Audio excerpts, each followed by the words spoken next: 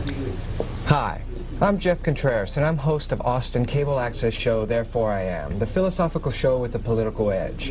And boy, do I have quite a special treat for you today.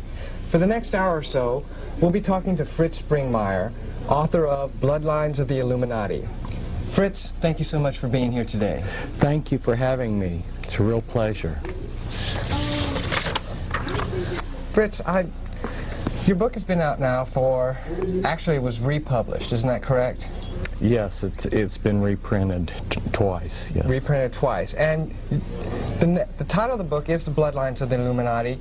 What exactly is the Illuminati?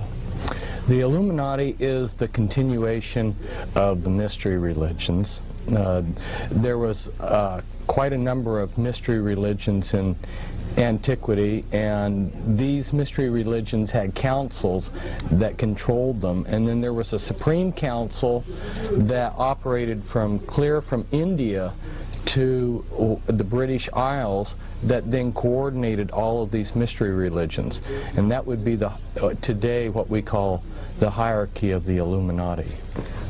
So the Illuminati is basically just an extension of the mystery religion system, the whole type of philosophy. Yes, it was a way of hoarding knowledge and power to a few special people. And how do they hoard the knowledge? Well, when I say knowledge, some of the knowledge is pseudo-knowledge, and some of the knowledge is actually scientific knowledge, which enabled, for instance, Christopher Columbus to be certain that he could sail across the Atlantic and hit land. He was associated with the Knights Templars, which is one of these secret societies associated with the Illuminati. So you've got different types of knowledge, but some of the knowledge is actually bogus. It's just claimed so that they can get people to join whatever mystery religion they're trying to offer. Okay, Fritz. Now, why are families so important in this? It's obviously, you titled it Bloodlines, and that must have to do with the families. Why are they so important? It has to do with how they pass power from one generation to another. It also involves the occult powers. They try to have full-blooded members. They believe that, at least the traditionalists within the Illuminati, which are the full-blooded members, they believe that to really be a powerful witch with all the occult powers that demonology gives you, that you have to be a full-blooded member who's got a genealogy that goes back many years. So in effect, what you're talking about is basically generational Satanism. Right, it's generational Satanism. And they have to operate also within bloodlines because of the way that they carry out their mind control. They make program DID, or what was commonly known for a couple hundred years as multiple personality disorder. They program their members with MPD, and in order to do that, you have to have someone who will disassociate when they're traumatized rather than die. There's three things you can do when you're severely traumatized. You can just curl up and die, or you can go crazy, or you can have the creativity and the dissociative abilities to splinter the mind into a multiple. And they want that ability. It's essential because the satanic rituals that they carry out, which are horrendous traditional rituals, blood sacrifices, requires a certain level of insanity and dissociative ability. In other words, what I'm getting at is if you were a normal, sane person and you had to participate in the higher level Illuminati rituals, you'd probably go crazy without the without the programming and the MPD that they carry out. So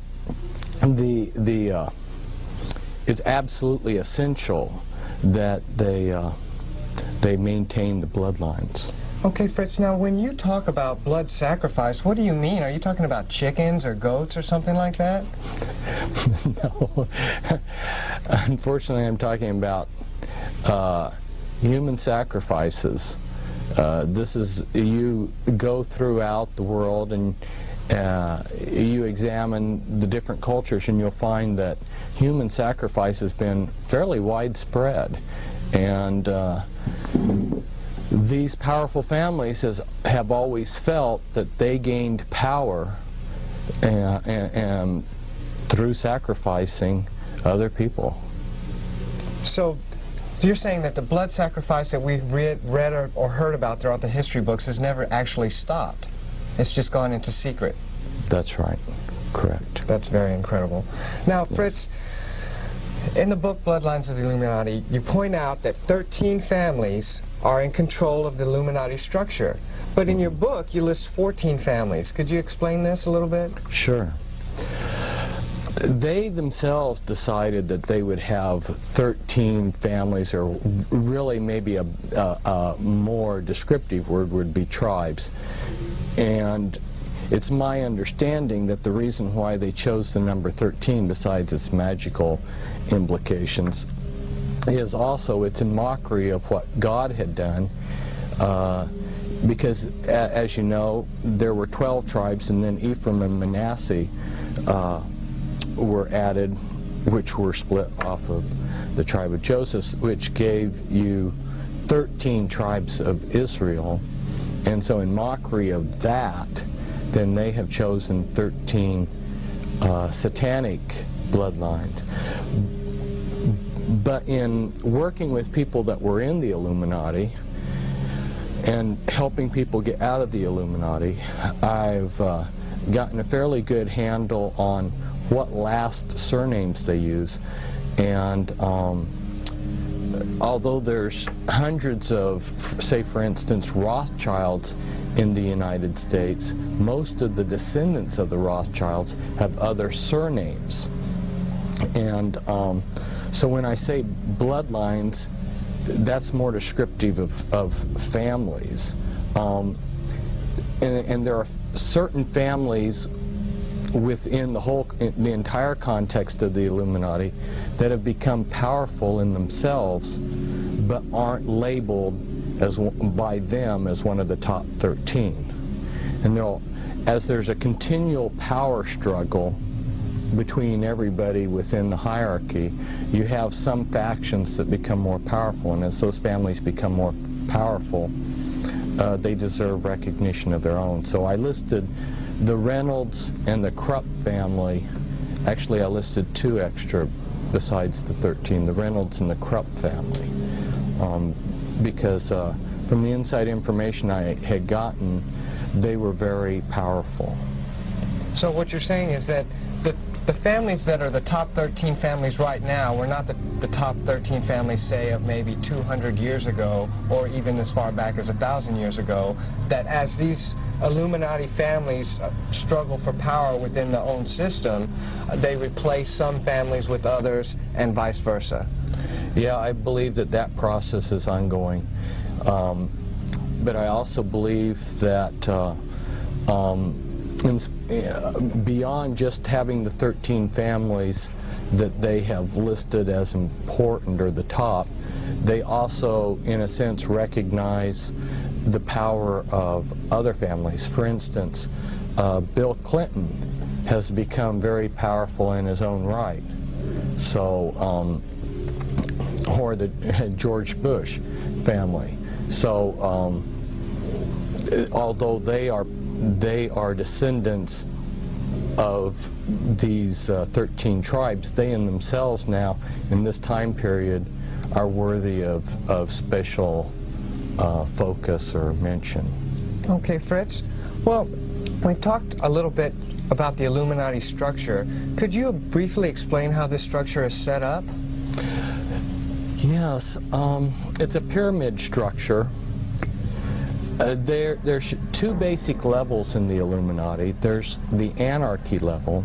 In one of my books, I listed hundreds of satanic covens and their addresses across the United States. I mean, there were so many that I listed, numerous pages, that I haven't gone through and counted how many hundreds of addresses of different covens. And these are very eclectic, and besides these witchcraft covens, there's other lodge systems and other things also on the anarchy level. Well, on the anarchy level, you can't discern any pattern because everybody believes differently. Then there's three levels within the anarchy level. As you know, there's 3 levels to witchcraft. And then the next level are is the hierarchy level, which also has basically 3 levels to it. Although within those 3 levels there's ranks and grades, and above that there are councils that you can belong to that have special powers, and there's also special ranks and grades above those 3 basic grades. But yeah, it's basically anarchy level and hierarchy level with 3 levels to each of those. Now, how does this structure basically control, or why should we even be worried about the Illuminati? If there's a top structure that controls the anarchy level, isn't that just some type of contained system within itself? Why should we, as just normal everyday people, be worried about this? Well, the general public, as you probably know, is not concerned about this, but they should be, because all kinds of things, all aspects of their lives are influenced by these people. They're the movers and shakers of the world.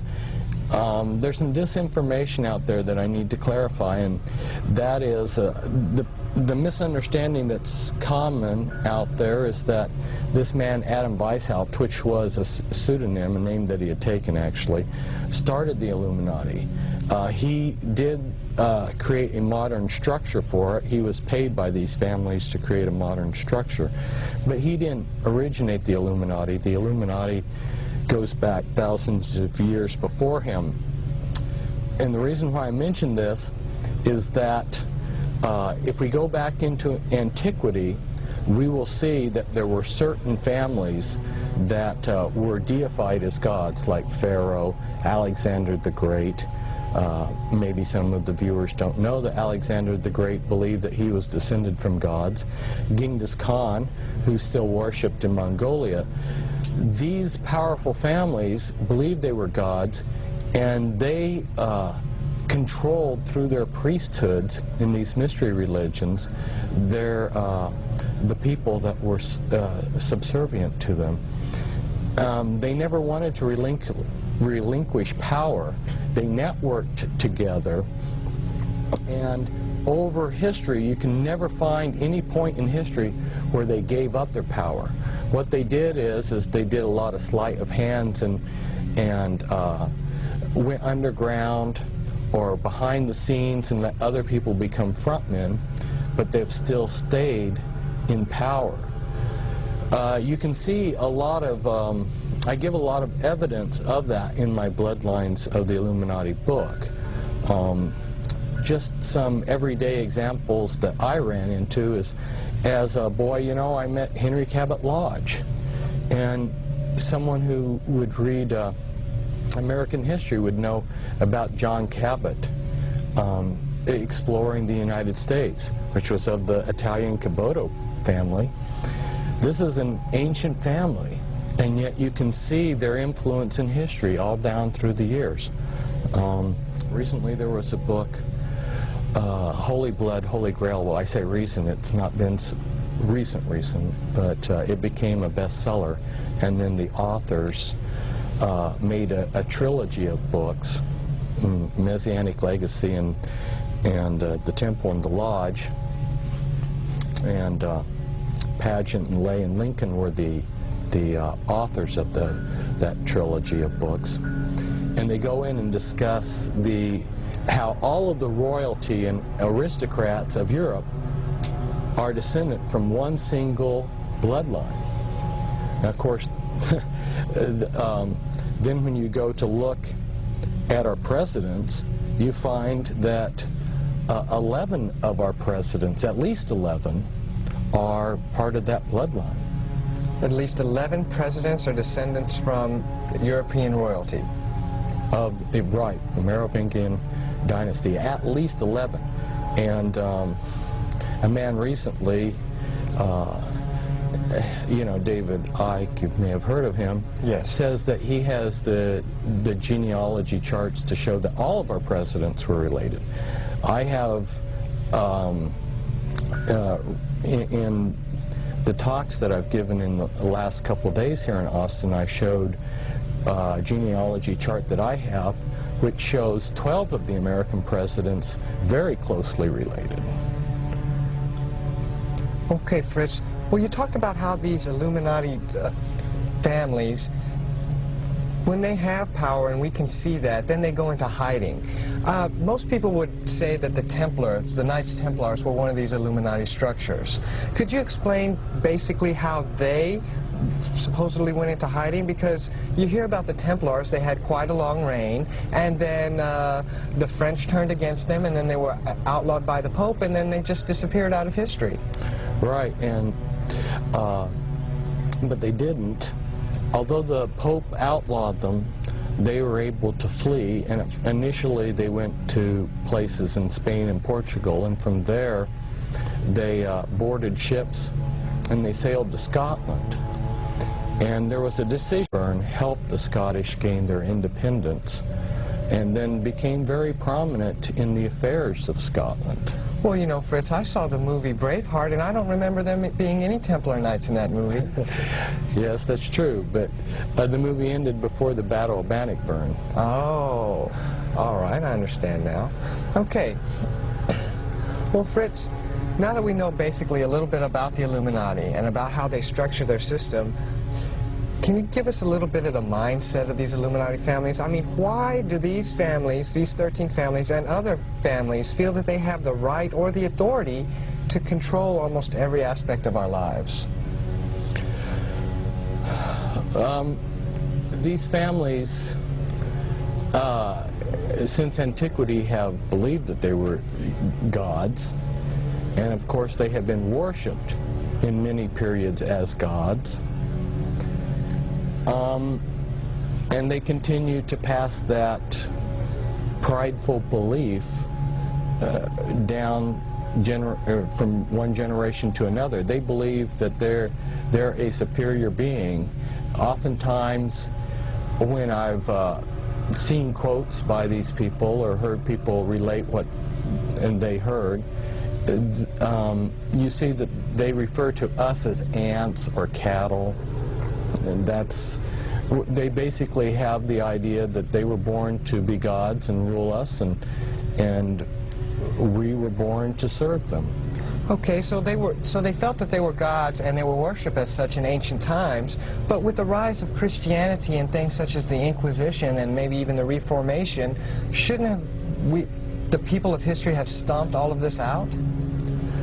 They made a decision that they would use Christianity for their own ends. So they established churches that they themselves controlled, and they went behind the scenes and set up a lot of fronts. So what you see, for instance, as proof of what I'm talking about, is at the end of World War II, there was a commission sent around Europe to examine all of the churches and cathedrals that had been damaged by the bombing, and they found something like 80% of these churches had hidden occult altars underneath the Christian altar that wasn't exposed until they were damaged. In other words, what was happening is these churches were built on ley lines, and satanic rituals had been secretly practiced in these Christian churches all down through the Middle Ages and up to present times. these were sacred sites that the churches were built on. In fact, some of them were built on very sacred Druid sites and things like this. And so the Christian churches were simply functioning as a front so that these people could do their human sacrifices and so forth in secret. And of course, then they became pillars of society with their multiple personalities. They could have a front personality that was the ideal Christian, and on the Sabbat, on Friday night, they could be sacrificing somebody, and perhaps on Sunday morning they could be the reverend that was giving the sermon. There's a number of other proofs that one can, or evidences of what was going on. If you go throughout Europe, you'll see a large number of the churches had winged reptilian gargoyles put on them, including something that they would have people, statues of people bent over. How do you describe it on television? They're bent over taking a dump, you know. And this is on the side of a cathedral? This is on sides of churches that were built, the statues built, naked people showing their bare bottoms. And if you ask, why did these Masonic trade guilds build gargoyles and people taking in excrement, you're told they did it for Christ. And I guess, Fritz, people really don't understand is that most of Christianity evolved from the Catholic religion. And the word Catholic itself means universal. And so they just went out into their areas and just absorbed all of the local religions of whatever land they were at. That's very well said. There were a number of mystery religions that bestowed their authority into the Catholic Church. For instance, the mystery religion of Dagon which was the fish god. And you'll notice that one of the symbols that the Christians use today is the fish.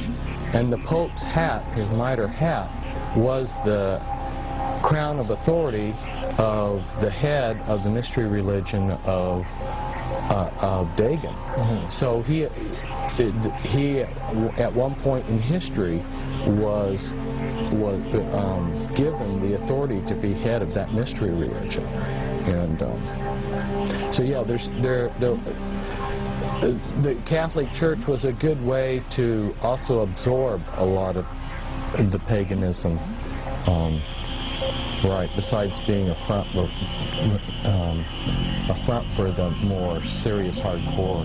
So you mean, Fritz, when I'm driving around in my car and I see another car in front of me with the little fish symbol on the back of it, that the symbol, in reality, even though they believe it represents Christ, is really a symbol for the Dagon mystery religion? I don't think that you'll find Christians putting it on there because they worship Dagon. But all I'm doing is saying a lot of these symbols have histories beyond what the Christian Church thinks about. Mm-hmm. You'll find a lot of, well, for instance, I have personally, with my own eyes, seen a good number, or I don't know if good is the word for it, but I've seen a number of churches with the Masonic Knights Templar logo on the side of their churches. Mm-hmm. And what logo is that? It's a cross and a crown. Cross and crown. Right. Okay. It's a particular. It's designed a certain way, and it's very clear that it's a Masonic symbol. And there's a lot of other symbols. I've seen all-seeing eyes. There's Catholic churches that have the Illuminati all-seeing eye, you know, that's in the pyramid. Well, speaking of the all-seeing eye, our local cable outlet, basically who helps us put on this show here, Time Warner in Austin, their symbol for their corporation is an eye. Isn't that kind of funny? Yes, well, it all ties together. It's an enormous thing that's to someone who hasn't been initiated into, who hasn't studied this, the whole the subject is so vast and so incredible that it's really difficult to absorb. That's why I really strongly encourage someone to begin by reading the Bloodlines of the Illuminati book, where I have the time to lay things out systematically, so you can see that this thing started in antiquity. These people controlled everything back then. They never gave up control, although they have worked through trade guilds and the Masonic Lodge and other things. They've always had the power. They never gave up the power. And when this country was created, we thought that we were getting away from the aristocracies and the kings of Europe. But lo and behold, like I said, you know, I can document that 11 of our presidents are related to the royal family in the United Kingdom. Boy, I tell you, Fritz, this all sounds so incredible, just like you said. When you were doing research for this book, how much documentation did you actually find which supports your outlook and beliefs on the Illuminati?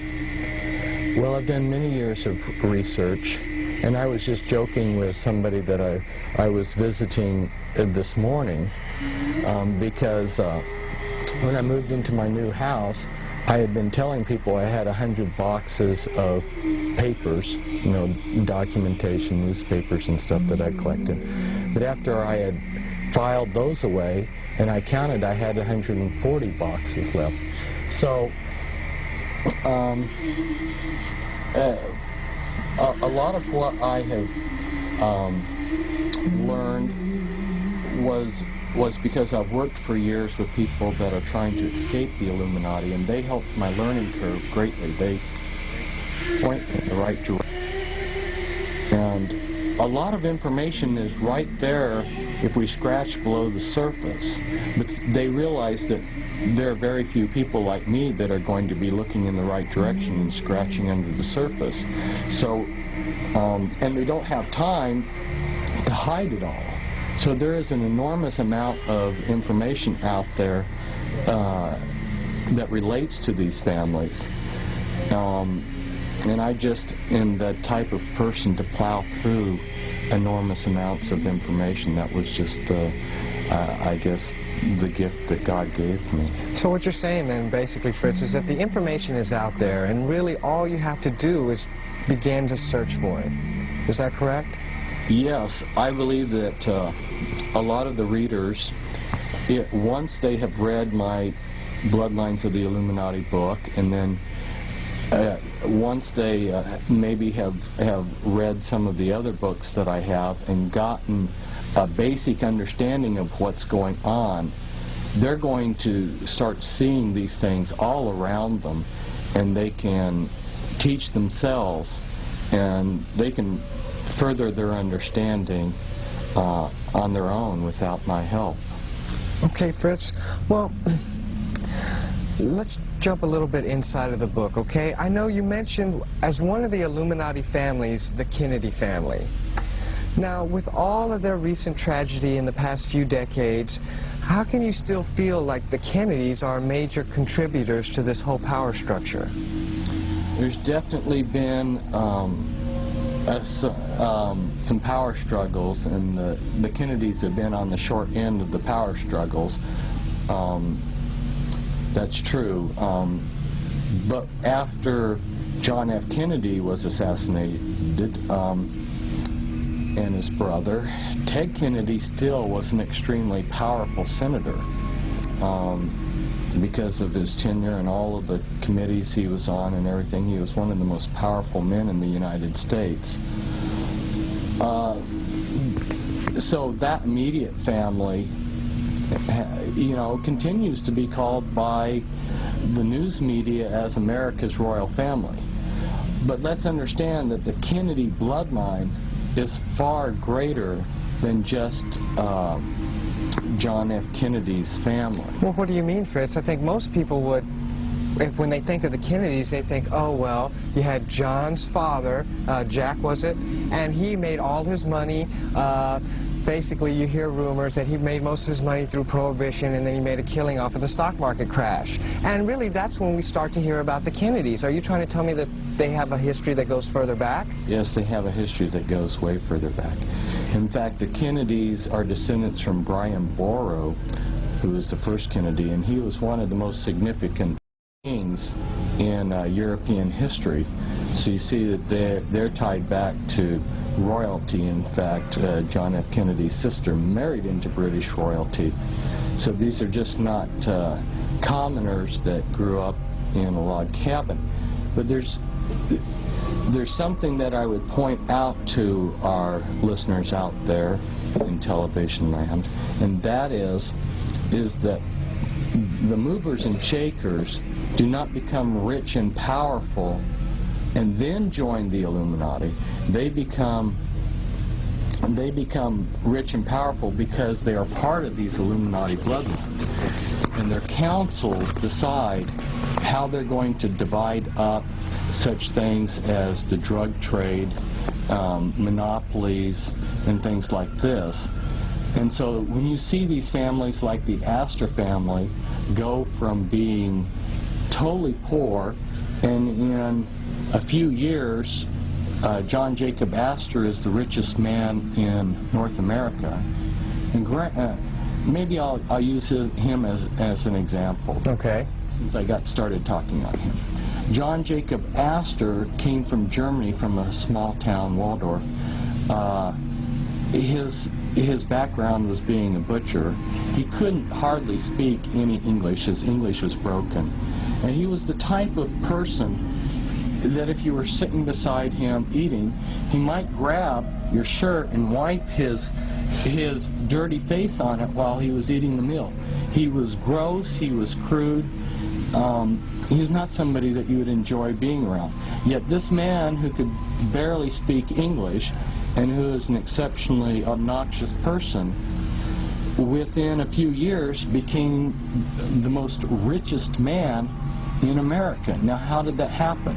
There had been fur trade for hundreds of years, but all of a sudden he comes to America and monopolizes the entire fur trade, basically, on North America. Now, how did he gain control?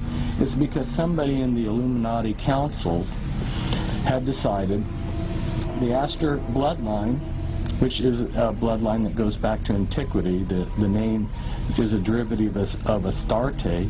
They had decided that the Astor family, you know, would be given that privilege. Why did Bill Clinton become president? Somebody made the decision many years ago. You can look back at the things Bill popped off and said as he was a kid. He said, "I'm going to be president." Okay, Fritz. Well, we talked a little bit about the Kennedys, and I noticed that another Illuminati family that you mentioned in your bloodline book is the Onassis family. Now, as far back as I can remember, just out of recent memory, the only Onassis I could ever think of was Aristotle Onassis. And really the only reason I bring him up is because we talked about the Kennedys, and they seem to be linked a little bit. Could you briefly describe how the Onassis fit into this picture? Onassis was, again, someone like John Jacob Astor. His family lived, Aristotle's father Socrates lived in Turkey, and at the end of World War I, the Turks committed genocide against the Greeks, and the Americans had a warship off of the coast, and very strange thing happened. I mean, you have millions of Greeks being killed, but for some reason, this American warship sends a party of Marines ashore, and the one person they rescue is some obscure boy named Onassis. This is and the reason they give is because he had sold a bottle of liquor to the captain of the ship, and the captain of the ship had taken a liking to him. Well, that's a nice story. So then Onassis comes to South America. He lands in South America penniless in Argentina. But supposedly by washing dishes, within a few years, he's a multi-millionaire, one of the richest people in the world. From being a dishwasher? Yeah, yeah. Some jobs like being a dishwasher. You know, you can see this kind of stuff in Back to the Future with Biff, you know. Yeah. This is what we're talking about. So what I'm getting at is he became rich because he was in one of these bloodlines. How extensive is that bloodline? Who else is part of that bloodline? I don't know the full extent of that bloodline. Mm-hmm. I know that in working with people that were that I brought out of the Illuminati, most of the people of these bloodlines do not have surnames that match the bloodline that they belong to. Their only major connection, so to speak, is when they are put before the Grand Dame, and she is to give her approval as to whether they're accepted into the Illuminati or not when they're like age 3, and they're given a physical inspection, just like the Masons don't want anybody who's got physical defects. Mm-hmm. And they're given an overall inspection, and in that initiation ceremony they will announce what bloodline they belong to. But then they will continue going through life with a plethora of other names. Okay. Well, Fritz,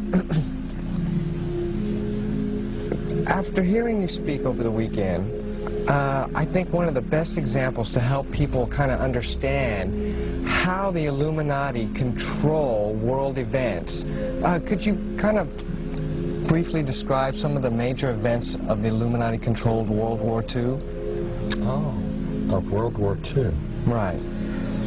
Okay. Yeah, I'll focus on that. I might just mention to our audience, I could go back and essentially every war that there is, I could go through and show how these families have created them, manipulated them. Well, you can look at Wall Street, and the Illuminati families on Wall Street were the ones that financed Hitler to come to power. Also, you'll see that the Krupp family in Germany, plus a few other leading industrial Illuminati giants. Now, you're talking about the Krupps that make the coffee machines. Is that right? Yeah, I'm talking about the Krupps that make a lot more than coffee machines. I don't know how many thousands of factories they have today, but they were the ones that built the tanks and a lot of other, and the locomotives and a lot of the other steel works that the Germans needed for their war machinery. And these people were the ones, well, one of them said, "We've hired Hitler." So they viewed Hitler as their hireling. So American and German and British Illuminati financiers brought Hitler to power. So you had that aspect happening. And then the dialectics that was created that created the issues and how the war came about were also Illuminati family manipulations. And then the United States' entry into the war, let me point out something here. We haven't mentioned Freemasonry, but Freemasonry is the continuation of the mystery religions. Okay. And Freemasonry and the Illuminati are like a glove in a hand. Well, hold on just a second, Fritz. I mean, I know some Freemasons. I even work with one, and I mean, he seems to be the most down-to-earth guy I've ever known. And as a matter of fact, if I even get to talking to politics too much about him, I feel kind of sort of that I even know a little bit more what's going on than him. How is he controlling the world? Oh, he's just a member of a lodge system. We're talking, the lodge system needs a lot of good men at the base to support its structure. And 2/3 of the Freemasons don't go beyond the 3rd degree. They're that financial base supporting this pyramid structure. But at the top, we have these people. For instance, the Sinclair family, which is part of the 13th Illuminati family, they were given, if you look in Masonic encyclopedia, you'll see that they're listed as having been given headship over the Freemasons, and that was something that was to be passed from generation to generation. So you'll see that these bloodlines are in control of Freemasonry, just like so many other things. The royal family of Britain has been at the top of Freemasonry in the United Kingdom. So it's not that every Freemason is in the Illuminati. It's that this is just one more system or lodge or secret society that's controlled by them, and Freemasonry just happens to be, has been in the past. It's not so much the powerful tool that it was in the past, but it's been one of their most powerful tools in the world for carrying out what their agenda. Okay. So let's see. Let's pick up where I was. Back to World War II? Back to World War II. The reason why I had to bring in the Freemasons is Stalin and Churchill and Roosevelt, who were the Allied leaders. They were all three Freemasons. And Churchill was of the Illuminati bloodlines, and so was Roosevelt. Stalin married into one of these prominent Kaganovich, if I'm pronouncing the Russian name right. He married into a prominent Illuminati bloodline. And in fact, you see in Russian politics that same family that Stalin was married to is still very powerful in Russian politics. But anyway, so you had three people that are controlling these countries, or at least are the visible political leaders of these countries that are all on the same team. And Germany and Japan and several other smaller countries that join them are arrayed against Russia and the United Kingdom. And the British wanted the Americans to enter the war. Roosevelt wanted us to enter the war. So, but wasn't Roosevelt's one of his campaign promises at that time not to enter the European war? Right, right. Just the same as Wilson. Before World War I, his campaign was he would keep us out of the war.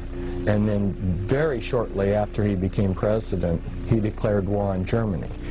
And it was such a trauma to my grandfather, because he had voted for Wilson, that he never voted Democrat again in his life. He had such a strong reaction. He had a knee-jerk reaction. He always voted Republican after that. But yeah, that was a campaign promise. But see, these people, they say whatever it takes to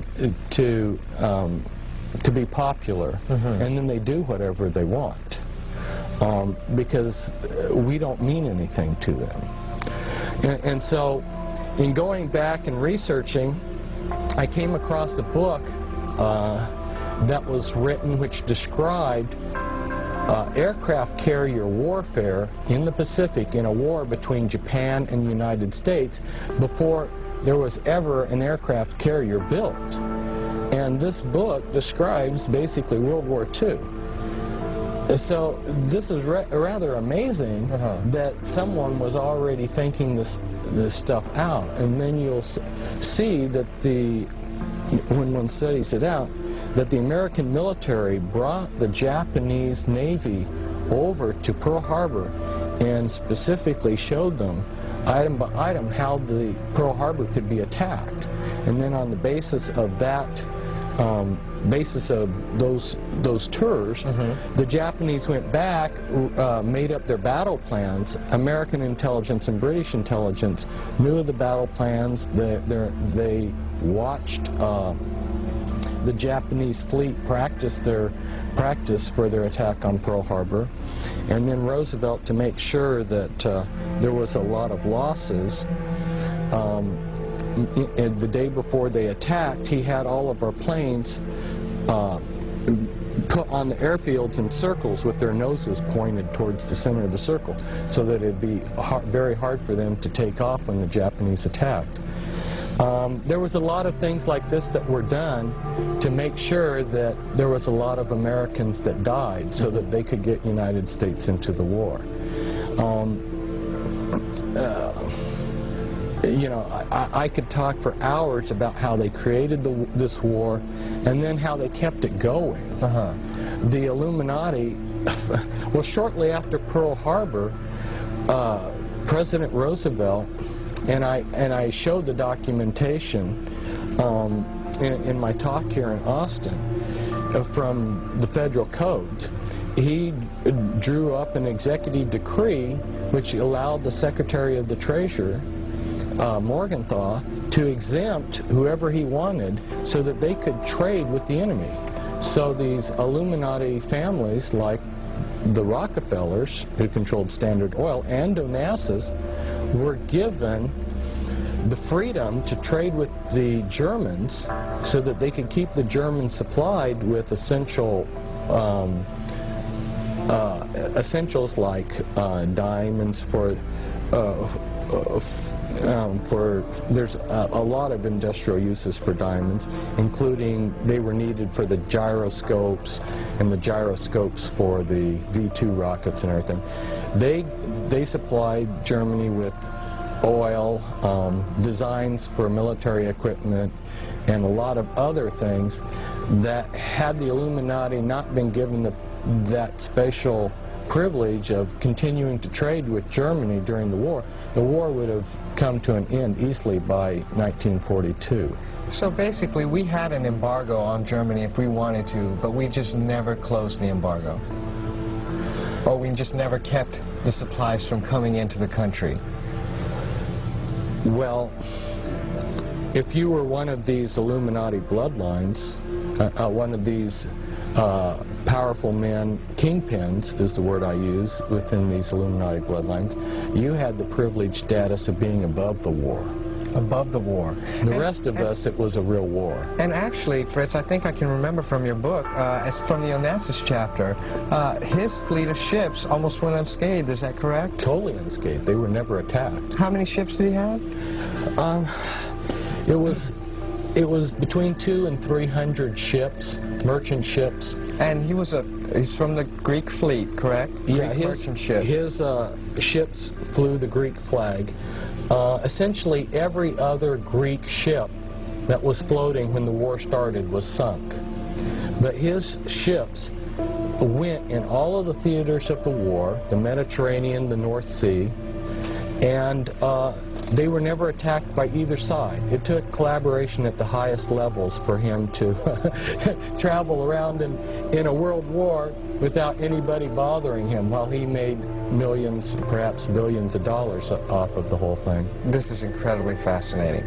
I tell you what, Fritz, we're almost running out of time here, but before we do, I would like you to briefly touch on, I know you mentioned it earlier, how the Bush family has been coming into prominence here of late.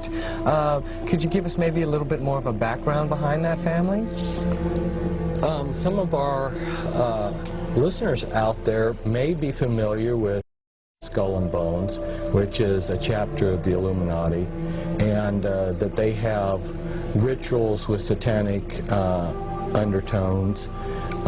One of the things that they do is lay in a pile of manure when they're being initiated and say all of their sexual exploits. Yeah, I know. Satan causes his minions to do degrading things that they think, for some reason, because their minds get warped, that this is something great. The Bush family is related. It's one of those families that's related back to British royalty. And Bush was head of the CIA. And I think it's significant to point out, if our listeners haven't caught it already, they may have already noticed this themselves, but you had the head of the KGB. You know, the KGB has been running Russia and the USSR, and over here we had the head of the CIA, George Bush, who becomes president, and now his son is running. It should make people realize that at least that the intelligence agencies have co-opted these countries, but it's deeper than that, because the intelligence agencies are being used as a front for these powerful families. And there's literature out there that talks about how the intelligence agencies have been prostituted to these powerful families. In fact, KGB intelligence, a large share of their intelligence, is simply being used to spy on Western industry and companies so that they can take all these trade secrets back for Russian capitalists, or Russian gangsters, I should say. Wow, truly incredible. Also, Fritz, I remember this also from your talks over the weekend. I don't want people to think that you're like the only person out there talking about it, and not just today, but I mean throughout history. I remember you mentioned how Senator McCarthy, most people think out there that McCarthy was just afraid of communists, but it's really, from your research, Fritz, do you really think that was the case? No, it wasn't the case. I mean, I was like everybody else. I only knew what I'd been told until I started reading speeches and talks and things that he had written, and I was blown away. I realized the man knew exactly that there were these powerful families, that there was a world order, and he was going after these powerful families. That's why he went after the Bundys, and of course the Illuminati kingpins in our government thwarted an investigation into Bundy. Yeah, he really understood, and so because he was after these powerful people, these movers and shakers, they have used him as a verbal punching bag. I mean, I've watched, I don't know how many people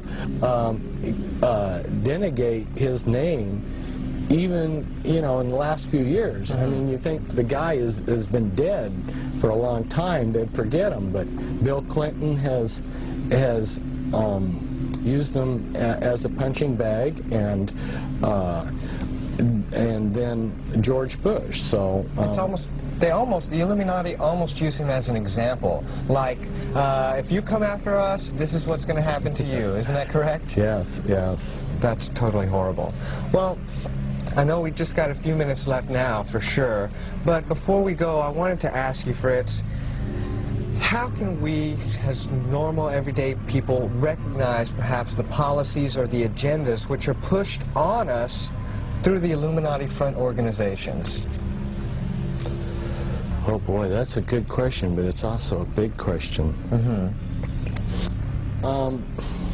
Well, you will see that there are certain things that are politically correct, and you will also notice that the world is going towards central control. Right. It's going towards globalization, where we're having the United Nations. You know, the United Nations was formed out of the League of Nations, and there's a continual push to have one political, one world government. Now, isn't that just a natural evolution of perhaps human society? I mean, as the world seems to be getting smaller and smaller through technology, most people would say that would just be a natural evolution of our whole government system. Well, it's definitely being pushed. And whether one wants to believe that it's a natural outgrowth of improved communication and transportation, that's up to the individual, but it is definitely being pushed. It's taking a lot of money and a lot of effort to make it happen, and the push behind it are these global elite families that are controlling things from behind the scenes. So not only do we have political globalization, but we have economic globalization and we have religious globalization. So when you see any kind of an agenda that contributes to this one world order, or as Bush has called it, New World Order, or, you know, Hitler, who was also of these bloodlines, also referred to New World Order. That seems to be a popular term with them. Right, and I noticed earlier, when you had mentioned it, you just said world order, that you didn't put the new in there. Why is that? Because it's not new at all. In fact, they keep using the same formulas. The things that controlled people back in ancient Rome, you know, where they had bread and circus, they're using the same formulas that they used in antiquity on us today. And bread and circus simply means that if you give the common person entertainment and plenty of food, like the junk food we get, they'll be happy. And most people, as long as they have their beer and their football game, are happy. Unfortunately, that is true. Well, I tell you what, Fritz, I really appreciate you coming down here, taking time out of your busy schedule to come give us an interview, and I look forward to having more talks with you in the future. Thank you. It's great being with you.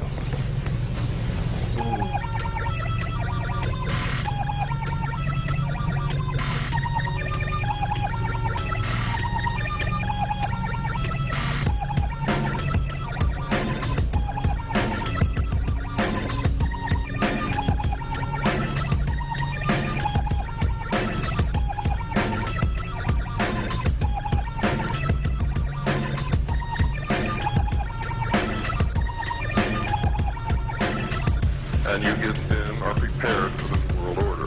They've been preparing people for many years, and it's almost here. It's almost here.